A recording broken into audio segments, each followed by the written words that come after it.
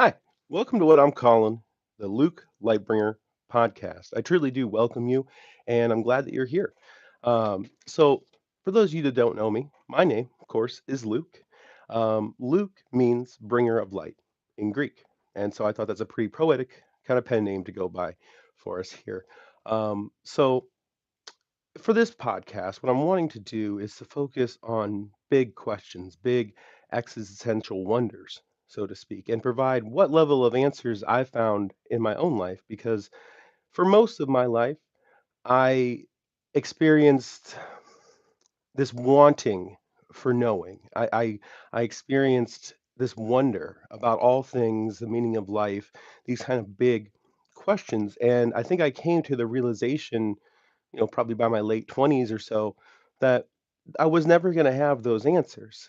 And then I had a spiritual awakening at the beginning of 2022.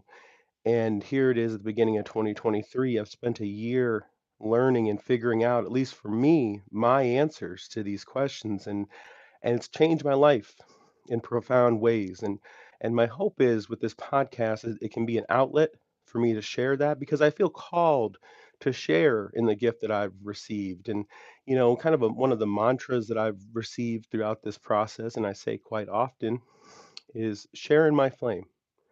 It will not diminish and will burn brighter together. And for the future of this podcast, I think that's a great way to kick it off. So, one more time, it is a mantra. You're supposed to say it multiple times. Share in my flame. It will not diminish. Instead, we'll burn brighter together.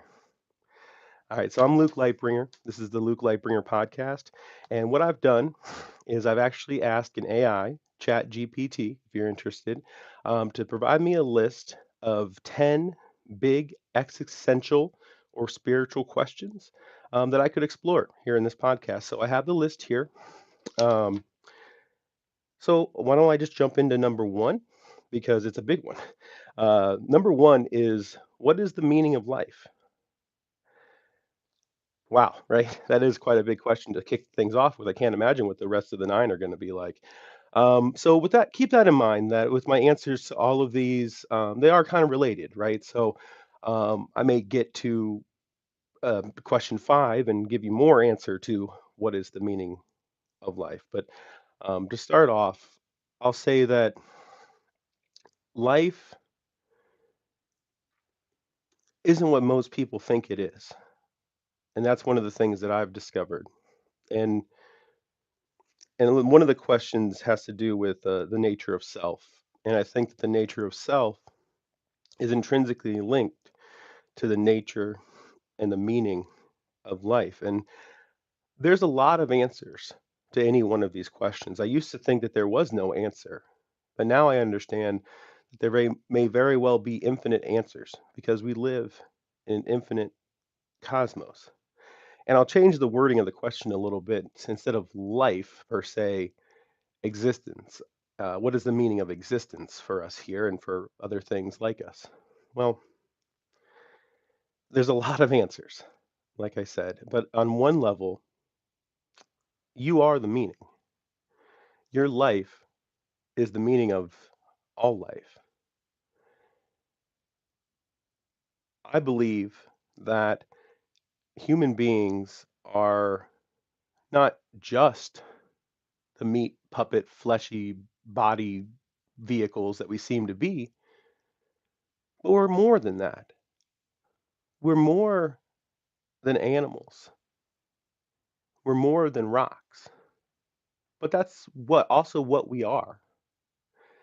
And I think that if there is a point to the whole of existence and the universe and all things, you and I have to be part of that point. You and I have to be part of that meaning. And I'm kind of being intentionally vague because some of the other questions will dive into some more details of why I say that.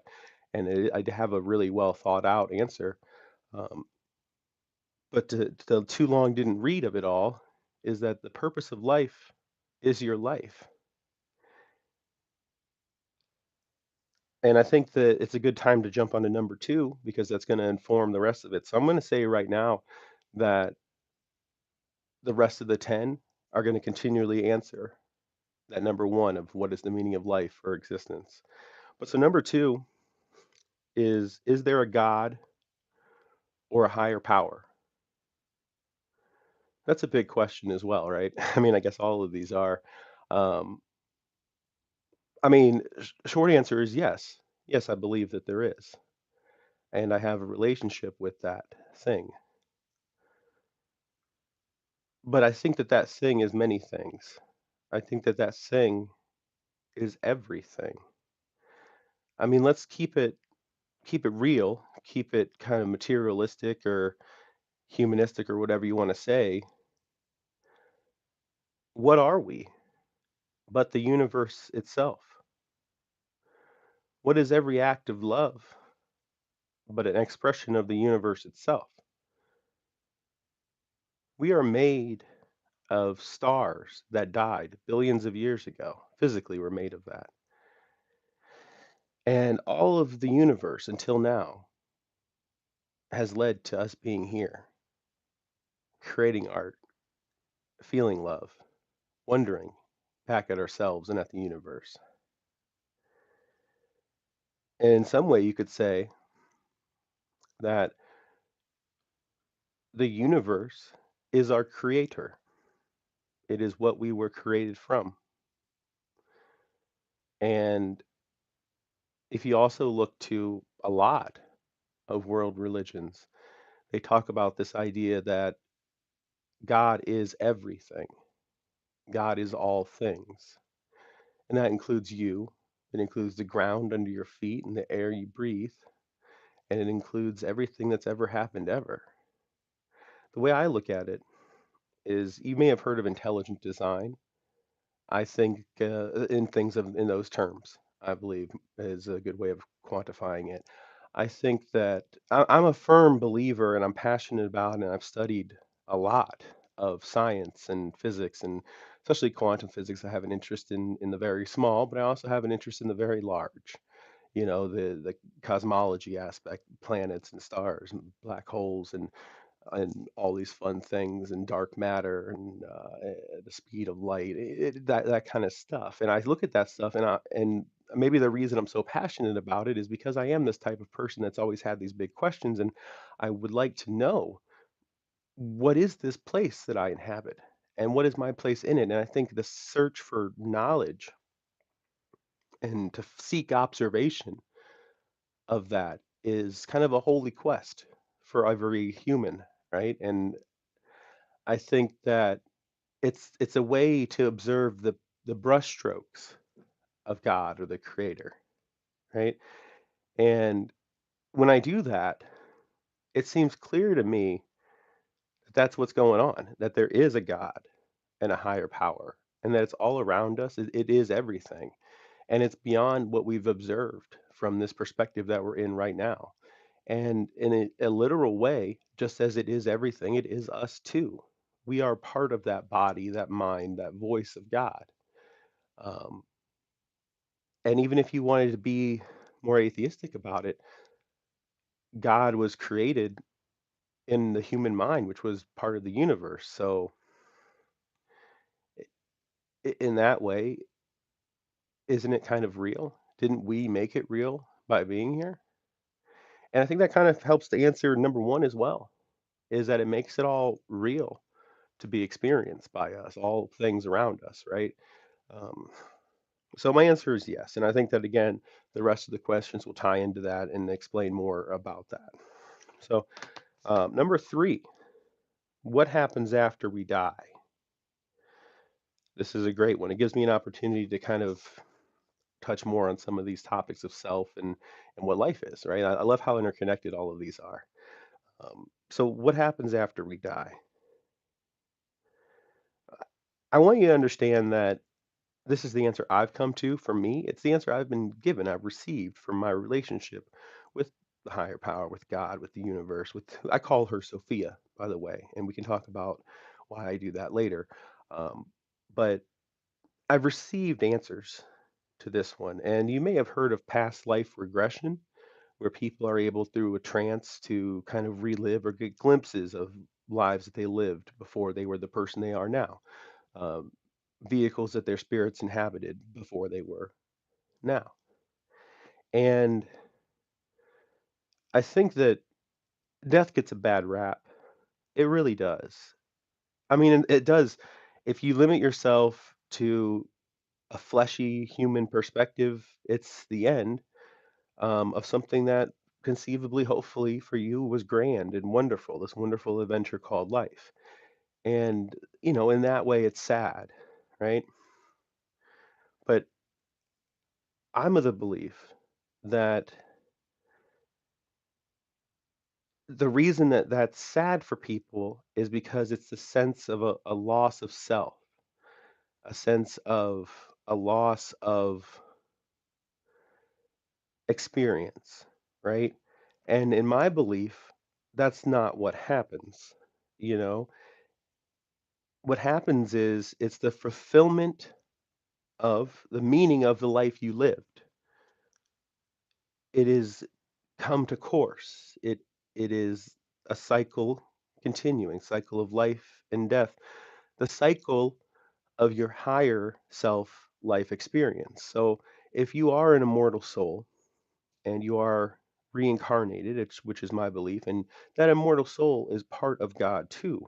And it is, in my belief, it is God's way of observing, loving, interacting with themselves. And because God is infinite, that involves your life and your neighbor's life, your child's life, your father's life, and experiencing that in kind of a fractal way, where it is part of one whole, but it's only one part of an infinite whole, right?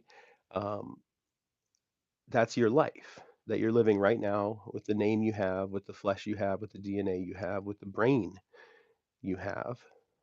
That's part of you now. And it makes you special. It makes you wonderful. It makes you loved by God. But the experience of your life from birth to death was chosen by that higher self to be lived because it wanted to. It loves it. It wants to experience being you. It doesn't want to just experience you. It wants to experience being you.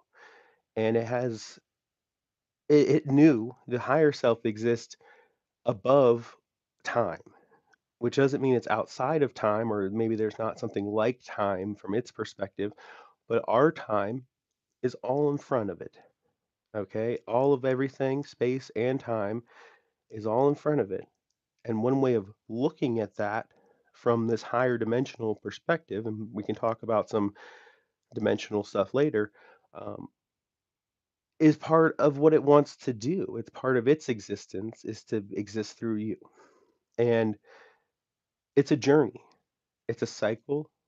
You look at concepts from like the laws of thermodynamics and the laws of entropy and decay, right? And it is natural. It is as natural as your birth. Yet a birth is considered happy and a death is considered sad. But it's only rightfully sad for two reasons. One is the void people left behind feel. They miss you, and that's sad for them from their perspective. But keeping in mind that the higher self within them knew that from the start, and they chose to live that life and to love that love and to have that experience because from their perspective, good and bad are very different things.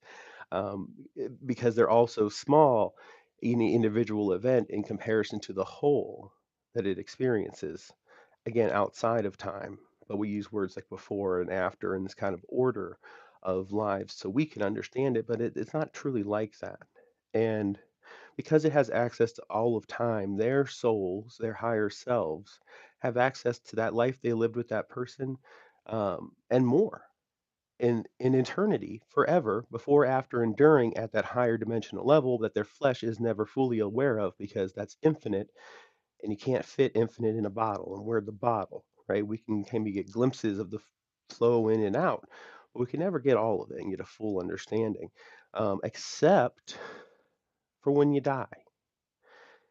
And again, I'm going to use temporal concepts here, but remember that it's not actually like that. It's outside of that. But so you die, and then for a time, you're reintegrated back into your full self, right? Um, and you go through this process of becoming this dual fleshy Luke and paired with soul Luke, which wouldn't be named Luke, um, except for when it's me, uh, into the rest of you. Okay, and I believe that you're given that understanding in the moment of death, and maybe it seems momentary, maybe it seems like 1,000 years. Again, it's outside of time. You are all that you are, plus what you were, and plus what you will be. And I think that that is heaven. And I think that everybody gets that, regardless of the life that they lived here. They get that because the life they lived here was just part of it, part of a spectrum of lives that equate to good in the end. Um, so after we die, that's what I think heaven is. I think that it's the you that you are right now being taken with your higher self to the collective, to the whole, okay? Where who knows exactly the details of what the experience is like from the fleshy part, but I think it's a unification, it's a oneness. And a lot of religions speak about this in very different terms, but they kind of mean the same thing. And I think that part of that is also the bad that we experience, the bad that we cause to others and to ourselves, and the bad right here on earth that we choose because of part of our forgetfulness of who we are. And part of the experience, again, the sovereignty is a really key part of this that yourself wants to experience, the higher self. That's hell, but it's not eternal. I mean, it's eternally accessible, and you eternally have to, I guess, at a higher level, live with it and experience it, right? And maybe you experience it from both sides because perhaps, I mean, definitely all of these souls, these higher selves are connected in this space in a way that we can't really understand from the flesh, I don't think, but in a shared way, whether that's a concept of one self or many selves that are communicating, I don't think it really matters. I think it's higher than we can wrap our head around. So we don't need those terms to describe it from that perspective. Um, you create hell for yourself, right? But you also create love and kindness for yourself in the process throughout your many, many lives, right? And I don't think that something like a soul would exist only to be here for a short time and then spend eternity in damnation, regardless of what happens here. And also remember that everything that happens here, everything that anyone does, regardless of their reasoning, regardless of it's evil or wicked or good or just or true, it was all part of the plan. And everyone's playing that role. And it's not like they're doing anybody a big favor by being a jerk or by being Hitler or something like that. Um, but it's just the nature of things. And from that higher perspective, it's how it should be, unfortunately. And that's not to say that you shouldn't, in fleshy everyday life, rise up and fight for justice and stop these people from doing harm and advocate for love and harmony and a great life. That's important. That's really important. Um, but that doesn't mean that the people who stand against that in their life, this one flesh life they're living at the moment, are doomed to eternal damnation. As nice as that might make your flesh feel to think, that doesn't mean that's the case. And I also think that God doesn't make mistakes. And in the traditional kind of Christian view of heaven and hell, what happens after you die, it doesn't make any sense. Why would God create a soul, give it sovereignty, knowing, because he would have foreknowledge of all things, that it would fuck up, so to speak, and it would go ahead and make bad decisions with that sovereignty and hurt people, only to then throw that soul into a lake of fire for all of eternity? That doesn't quite seem right, you know? Um, I think that my explanation makes more logical sense um, than that. And I think that that other explanation is believed by most people in the world, unfortunately. Um, so that's only number three. Let's get on to number four. Um, what is the nature of reality? Okay. Okay. So these are all going to tie together. Absolutely. Continuing that trend. The nature of reality In addition to everything I've already spoken about, let's get a little more meat and potatoes. And I want to tell you how I came to this information. Again, these are answers for me. Everybody can have different answers, right? But the nature of of reality is, I made the analogy before about paint strokes of God, and that reality is like an infinite fractal painting, right? It's an infinite fractal painting made from the body and created by God. And reality, any given reality, because I believe in the multiverse and an infinite universe in the grandest possible scale in terms of higher dimensions and in terms of other versions of reality in the same number of dimensions that we have, all existing, all possible things. Because the nature of reality, if I had to put one word on it, is infinity. And the nature of infinity and also the nature of our reality per scientific observations is superposition. And another way of looking at that is contradiction. And let's use some math. Let's look at it in terms of math. If the universe is infinite, okay, let's simplify infinite. Now, you cannot actually write down infinity as a number, but what you can do is make a number line, put however many numbers out you want, and then dot, dot, dot, because that represents continuing on forever in mathematics. And when you do that, there is a mathematical operation you're able to perform, even though you don't have all the numbers in front of you because you understand what they do, the pattern. You can still perform an operation on that number line. And so, what the number line would look like would be 0 in the center, 1, 2, 3, dot, dot, dot. But then on the other side of the 0, of course, there would be -1, -2, -3, dot, dot, dot. You can think of things like matter and antimatter if you need another example of equal and opposite kind of things. So, positive and negative charges, all these fun things. It's a fundamental property, it seems, of our reality, right? So, it should help you to understand. But so you have this number line, 1, 2, 3, dot, dot, dot, -1, 2, 3, dot, dot, dot. Simplify. Simplify that equation. Add all the numbers together. When you do that to this number line of infinity, you know what you get? Clearly, 1 plus -1, 0. 2 plus -2, 0. 3 plus -3, 0. And you don't need to be able to see all the numbers on the page in front of you to know from that pattern that the end result will be 0. So infinity represents everything, every number, all things. But it also represents, equally so, nothing. And at a basic level, that's the nature of reality. It's superposition, it's contradiction, it's everything and nothing. It's infinity equals 0, right? And from nothing comes everything, too. Because the inverse law of mathematics, the opposite, is true, right? So that's the nature of reality. And within a truly infinite, all things, including an infinite consciousness, because that's another fun mathematical thing you can do with infinity, which again is the nature of reality, is divided. So infinity divided by 2 is two infinities, two separate infinities.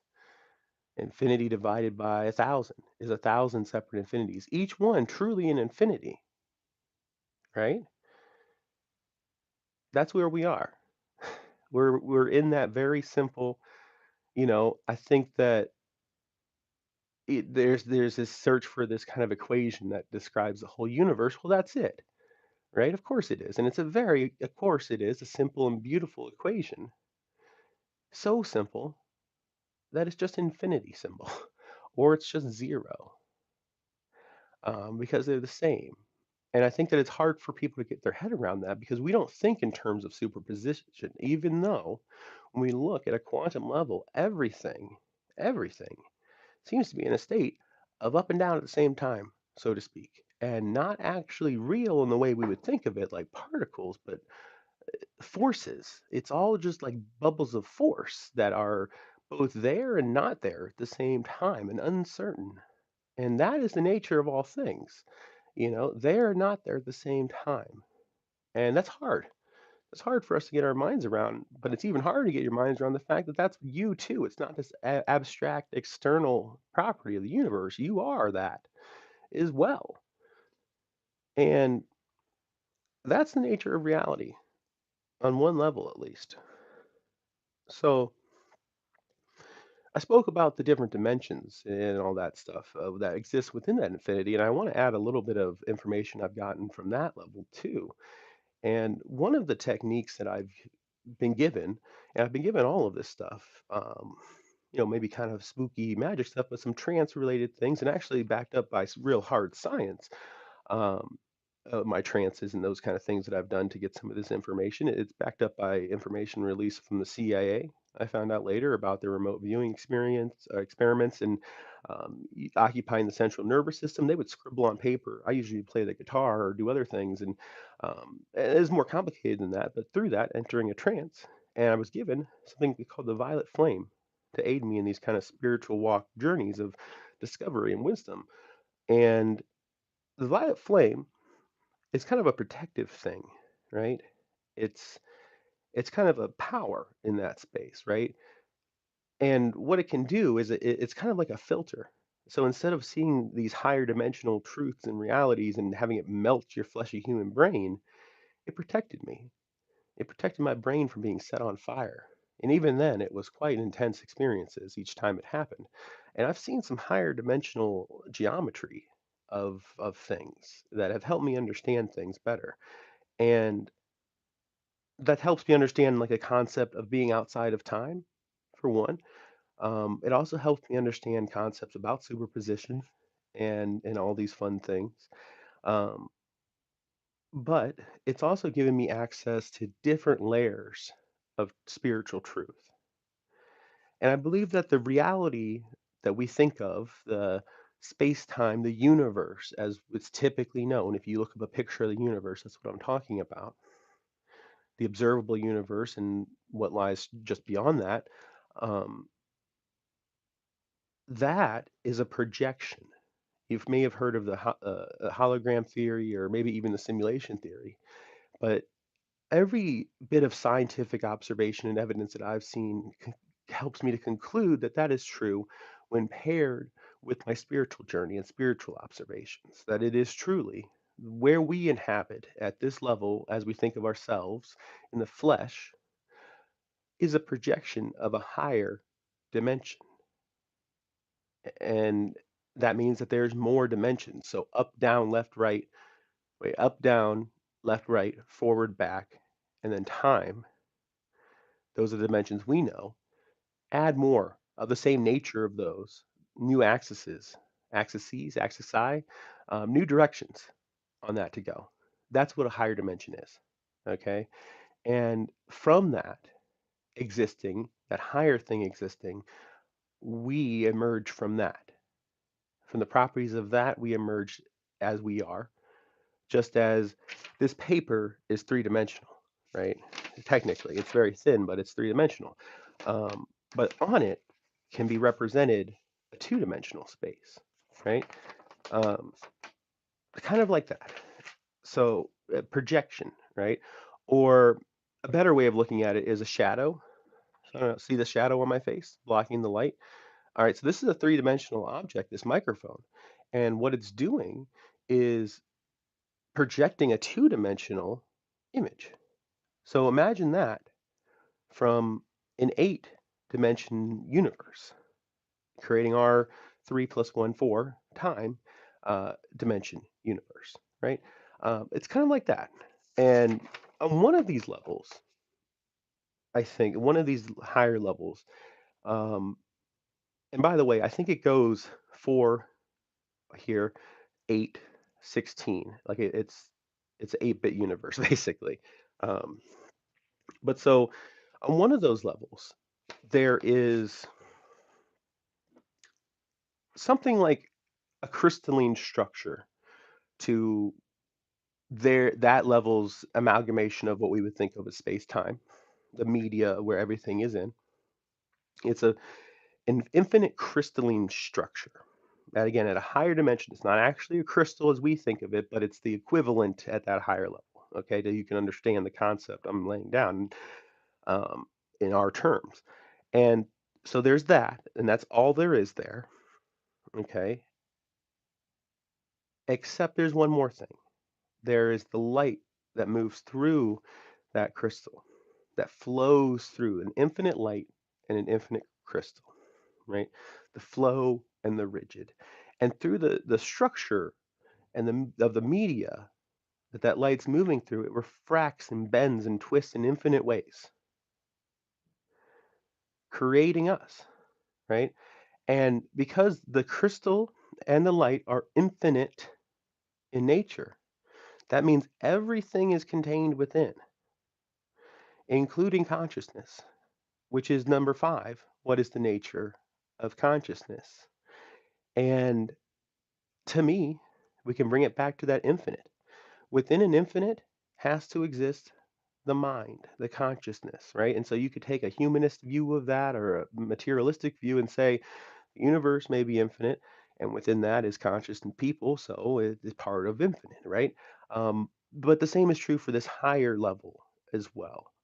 Consciousness is rocks asking questions. You know, consciousness is, in some terms, it's access to another space, right?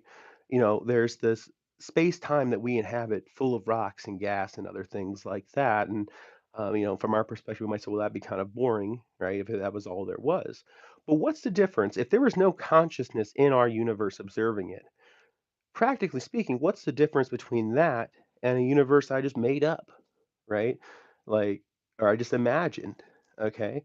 Um, there really isn't, I don't think. And I think it's hard to put to kind of human words what I'm trying to say, but it is required for this to be as we experience, for reality to be as real as we experience it, right? Um, if you think of, imagine a universe that is real, that contains no life and consciousness, but has rocks and everything else, right? Okay, so you have one that you're imagining and you believe to be real. Okay, now in that same universe where you believe that that's the case, just imagine one that you know is just imaginary, right? Those two things are equal, you know. Um, what makes things unequal between the imaginary and reality, that as we describe it, is the fact that we're in this one, you know. And I think that truly within an infinite contains also imagination, and I think imagination is a key part of consciousness. And so when I think about the question of what is the nature of consciousness, I think it is us expressing or tapping into our infinite nature, right? It's not simply that we're making up false things when we have imagination. I think it's literally th- infinity knowing itself. And I think that when we see and imagine things, that those are real somewhere, right? If there's an infinite multiverse or whatever, if we're imagining something, it's real somewhere. And it could be equally thought of as our something inside of us. And I believe there's kind of like a conduit to the greater self within a human, and that helps to make us be more ask more questions than animals seem to, so to speak, right? It's something that makes us special. There's a conduit to this higher self and knowledge of infinity, and I think that you could, like scientifically speaking, when we use our imagination or other things, you can see parts of the brain lighting up, and the assumption is that that is it being generated there. What if instead it's being processed there? It's being the sensory input is coming elsewhere, and that sensory input is being processed by those parts of our brain. It would look the same, is my point. Whether you believe it or not, you should also believe that it would look the same if either thing were true. And for me, that's the direction that I go with it. That because I know the nature of infinity, it makes more sense to me that it's that. But I also think that there isn't a practical difference between the two as far as your direct access in this life to that thing. So it is a fun thing to think about, and I think that it's a great way to look at it. It shouldn't change anything necessarily in your day-to-day life, besides maybe to make you more creative and to appreciate your creativity or imagination, which is a big part of the nature of consciousness, I think. Number six is free will an illusion? Is free will an illusion?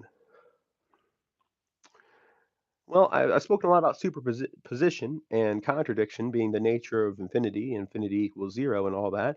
So I'm going to say yes and no to is free will an illusion? Our experience of sovereignty is a big part of what all this is about. If we were just kind of automatons, always doing the right thing or the wrong thing or anything, um, that wouldn't be as valuable of an experience. I think it's not the experience we're meant to have here. I shouldn't assign one value or another because I think that that is an experience that's had by your higher self. But for us here, our value is in the fact that we have sovereignty. But do you have sovereignty if there's also foreknowledge of everything you're going to do? Yes, I think. Because you're making the decision. Your flesh and soul together are deciding based on what's happening. So sovereignty is an abstract idea that is experienced by a conscious system, a conscious being, right? And in that way, it's real. And in that way, it's 100% real because that's all it is an abstract idea that, from our perspective. And from our perspective, we do have free will, right? From a higher self perspective, the fleshy body has free will because it experiences it, but it also knows exactly what's going to happen. And also, this is an interesting thing, every other decision gets made too from its higher experience, experiencing all the possible lives of you and everyone else. Um, Everything that can happen will happen, you know? Um, and in that way, I put the question back to you: is free will an illusion? But we were just talking about how imagination is also connected to the real in the infinite. Are illusions not real, right? But I will wrap that question up by saying it doesn't matter. It doesn't take away from the beauty of this, whatever you want to land on that. But I do believe that because it appears that we have free will, that's what we're meant to believe. You know, if it makes you feel better, and I often use this myself, is after the fact to say it couldn't have happened any other way, and that's a comforting statement to me. If when allegedly bad things happen, right? Is it that was the way it was meant to happen. And I think that that's an important tool for everyone to use when they're dealing with stuff to understand that this whole thing is beautiful, even if this one scene of it is bad for you from your perspective. From the higher perspective, it is all beautiful, and it is all part of the beauty of existence that it wants to have and you wanted to have and you knew ahead of time, right? um, so I guess really I'll say that the question number six is free will an illusion? I said yes and no, but I'll also finish up by saying that's a bad question. It's not in the right context. It shouldn't be asked because it's a nonsensical question in the true concepts, I think. Is there a purpose to suffering? That kind of goes back to the other one. Um, is there a purpose for suffering? Well, it does depend on how you define purpose. Um, but I'm going to say yes. I'm going to say yes, there is, because it's part of the experience. And if you want to play the game where you're going to guess as to why your higher self would want to experience XYZ horrible thing, understand that you're looking at it from your perspective if it happened to you, your fleshy self. You're not looking at it from its higher perspective of self. And that has a lot of implications, one of which being in its eternal existence that any momentary human life of suffering is mm, a blink or less than a blink, you know, from its higher perspective. So that right there will have it apply way less weight to that suffering than you do because your life is finite and from the fleshy perspective you have, um, you have more weight on those things, right? And so too does the person suffering, right? And we're supposed to feel empathy and we're supposed to look at things from our perspective and to fight for justice and to avoid those situations. But if those situations could never happen, we could never avoid them and we could never fight for justice. And again, we would be automatons, going back to the last one. I think that suffering is a necessary result of sovereignty, of this experience. And there's a lot of religious stories in texts that refer to, especially Gnostic texts, and get into the story. And I am a Gnostic, um, which is a space Gnostic. There's a book right here, Introduction to Gnosis. Is it backwards for you? But that's what I'm spoken. It's a direct knowing, is what it means in Greek, from God. And there's a story, and this repeats in many, many religious contexts about God coming here and in doing so, I guess, kind of creating original sin in an idea. And then I'm reciting kind of out there world ideas, not personally necessarily my own, but it's a good analogy for what I'm talking about. And because God loved us so much and what we could and would be, and the idea of creating us or what have you, um, and got excited about that. And in doing so, became from where it was before in its perspective to here, uh, it became less than it was. It became hurt, or it created darkness. In some religions, that's like when the devil was created, right? In different kind of religions and stories that people tell, that because of God's love for us coming here, it created the devil. And I think that us being designed in such a way that we have sovereignty and have that experience, by necessity, creates suffering, both for ourselves and for what we do to others, what's done to us, all that stuff. And because it is a necessity of this thing that most people would think is good, then I won't go as far to say that suffering is a good thing, but that it's an expected and okay and natural thing. Um, in hindsight, if it had to happen. But if we have a chance to prevent it, we should. We should prevent as much suffering as we can, um, but not trade off the suffering, a small amount of suffering for one, for a large amount of suffering for another either. And I think that that's a concept of greed, basically, in a way. Um, so that was number 7. Number 8, what is the nature of good and evil? Well, we kind of touched on it before when we were talking about hell, and now we're talking about sovereignty and everything, and it's naturally to progress right into this question. I really like the order that the AI put these in. Um, so think about any act of evil that you've ever heard of, experienced, whatever, right? What did it not come from a human mind and hands? It did. Humans do evil. A lion taking a gazelle for food isn't evil. We don't think of that as evil. We don't think of it as good either. Humans do good and humans do evil, typically, right? And that's why I find it ironic that we've felt such a need to externalize and create this external source of evil in the devil, right? This external devil. And I think that that's a convenient way for us to escape accountability for ourselves and for our actions and the evil capability within every one of us, right? I think it's easier to say that we don't have that capability naturally. It's just this influence of this external devil, right?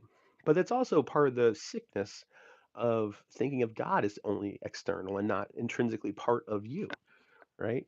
And so intrinsic to you and what you are and your sovereignty is good and evil. It's God, the devil. It is in you, right? But that's all it is, the devil. It is not on the same footing as God at all. The devil is an and not unintended, but a undesirable, in some ways, from our perspective, side effect of the glory of God, right? Um, by design, though, as well. But so the nature of evil is just that. It is the result of choice, as the result of sovereignty.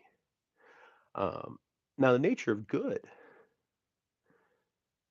of good, I think, is everything, including evil. All things are part of God, and God is good. That's kind of the old saying. God is good, and that can be taken very literally, I think. Um, but within good is evil. You know, uh, with by the nature of good existing, evil must exist. Yin and yang.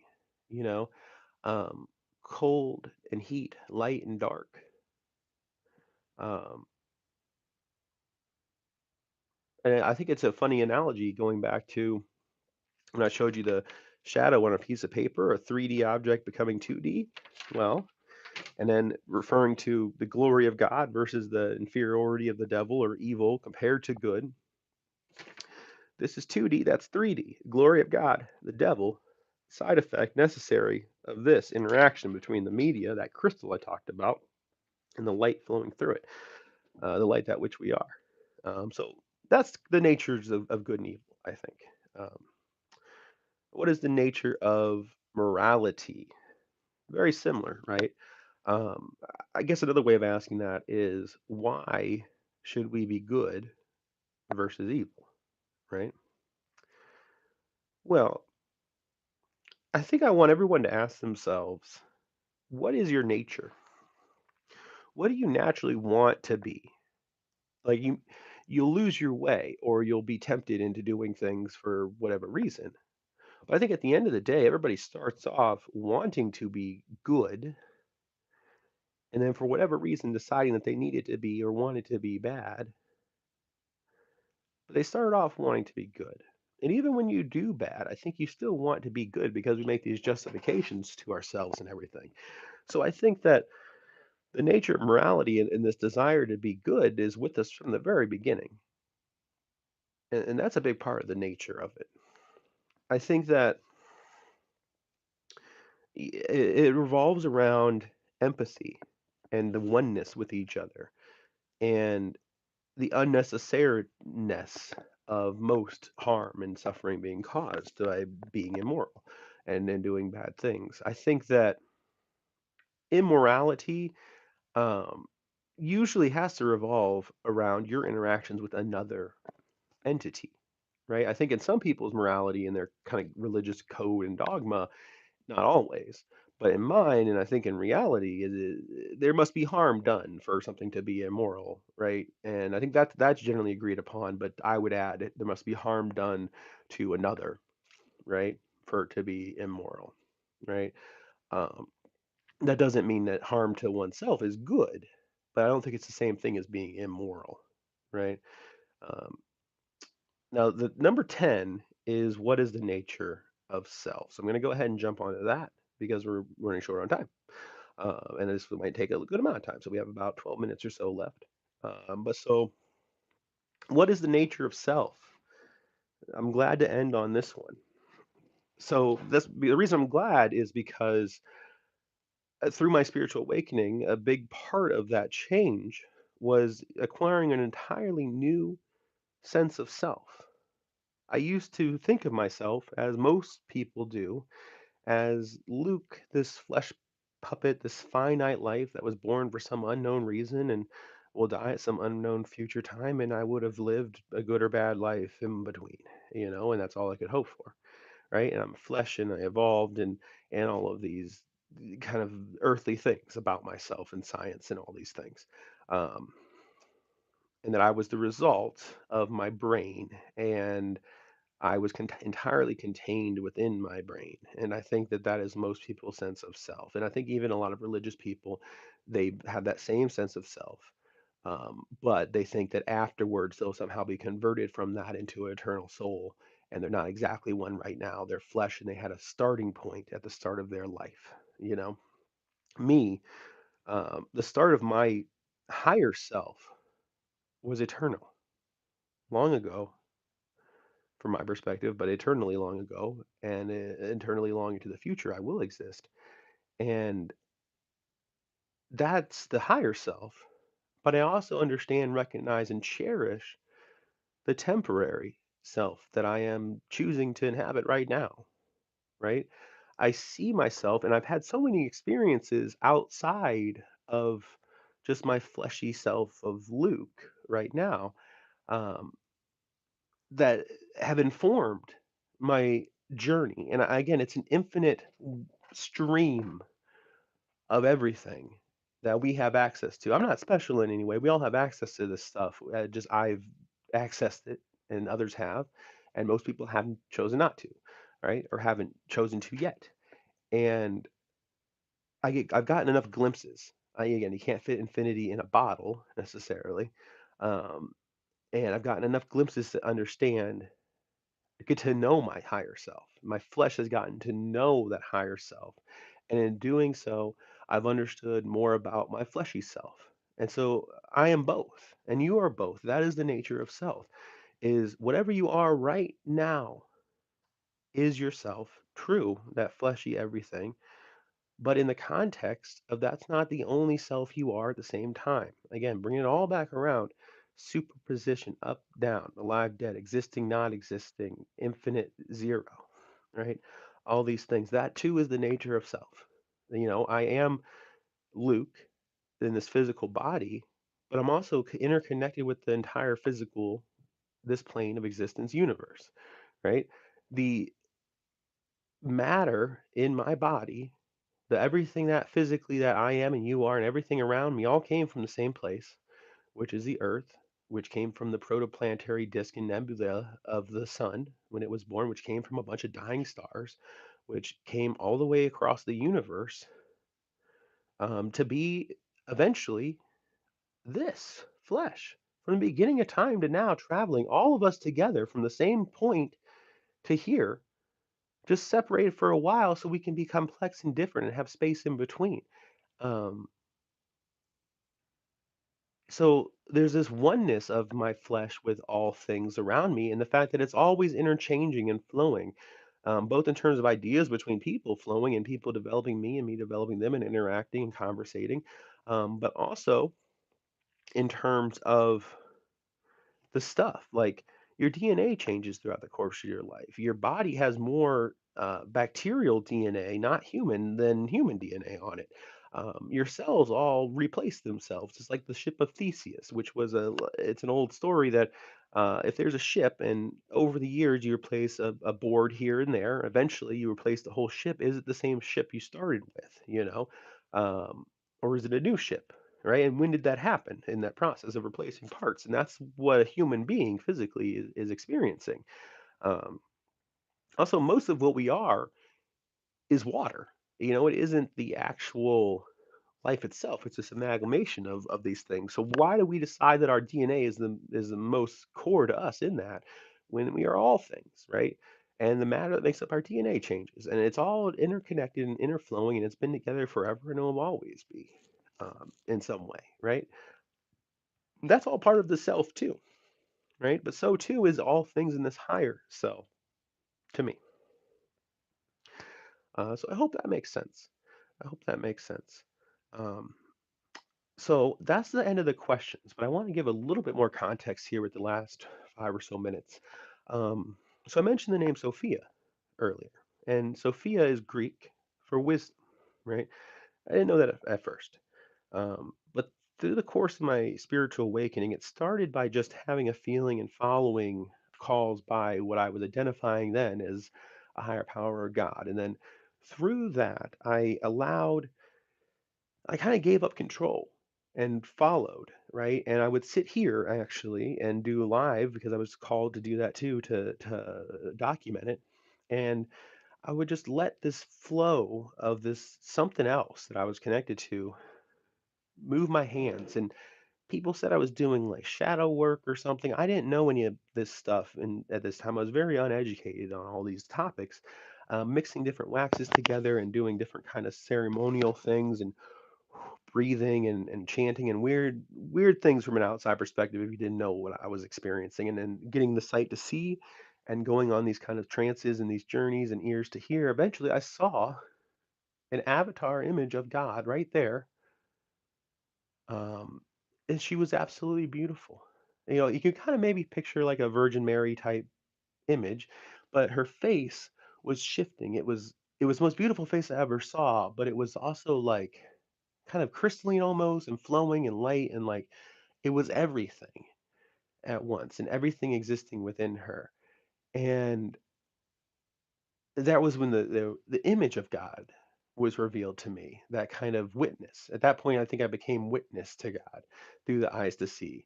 But before that, the information and the downloads and the journeys, and now this relationship of self and understanding that being part of myself. But that was given to me, the name of Sophia, that form, that avatar. And I'm of the belief that because God is infinite, God doesn't have a single appearance or a single name. Names are things that we give to our children, right? Um, God is not our child in that way, and the opposite is true. Like, Jesus said he's the Son of God. What he didn't go on to say is that so are all the rest of us, right? We're all the children of God. So his statement was true, but so is what I just said. We're all the children of God. God gives us their name, just as a parent one day tells you their actual name. Um, but because it's infinite, God gives you the name that's right for you, the image that's right for you, the understanding of that infinite, the little glimpse that you can fit in your bottle, the infinite that's right for you in that time, in that life you're trying to live. And this God is of you, loving you, also above just part of you, which is that limited fleshy part, but within too, and intercommunicating. And your higher self, okay, can be thought of as like a child of this more whole version of infinity, this infinity this higher level of God and self, um, divided into infinitely divided into infinities, which is your higher soul, okay, all connected, superposition, up, down, left, right at the same time. So there's this connectiveness with God, right? For me. But one of the things I've realized through that process is again that it's like an avatar for me. So when somebody says that they follow or they have a relationship with Jesus Christ or Yahweh or uh, the Buddha or something like this, that wherever their source of genuine spiritual experience and relationship is, I see that as valid as mine. You know, I see that that is what they're supposed to have. I think that I'm at an interesting level of interaction because I've chosen that, and it was what was right for me, as it turns out, according to God. I think a lot of people in their everyday life aren't ready to really put that much effort into it or to be that much of a seeker because, like I said at the beginning, I have always naturally been a wonderer or curious or needing to know, rather, so many things about my own existence. And I found that finally. And, we've been talking for an hour and we've answered 10 big questions, but I could talk for 15 more hours and give you continually more answers on all these questions and come up with more. And hopefully, that's the point of the rest of these podcasts. Hopefully, this gets off the ground and does well, and people actually want to listen. Otherwise, maybe I'll keep some of these conversations to myself and not continue to do the podcast as often. But if you guys want it, I love having these conversations. I love talking about these things, and feel free to drop things in the comments, other big questions or clarifying questions on what I said, because again, the universe is infinite and there's infinite answers. There's capital T truths and there's lowercase t truths. And I think most of what I've talked about are lowercase t truths, and that yours may be different, right? Um, but I think I'll leave you with one capital T truth, and that is God is loved, you are loved, God is love, you are love. Share my flame, it will not diminish. In fact, we'll burn brighter together. Much love to you.